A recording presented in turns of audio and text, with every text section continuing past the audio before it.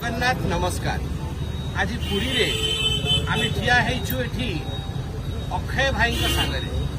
अक्षय जयसिंह सीना भल ना कि डाक ना हूँ पुरीवासी जानते अक्षी भाई चा दुकान ये हूँ अक्षी भाई चा दुकान 25 वर्ष दीर्घ 25 वर्ष सी एठारू चा व्यापार कर विशेषता हूँ आज आम समस्ते 17 सेप्टेम्बर श्री नरेंद्र मोदी आम यशस्वी प्रधानमंत्री जन्मदिन मनाऊ पालन करूँ अक्षी भाई विगत अनेक वर्ष 12-14 वर्ष प्रधानमंत्री नरेंद्र मोदी जन्मदिन पालन कर देखिए चा रखाई अंडा रखाई रसगुल्ला आ 12-14 वर्ष है जी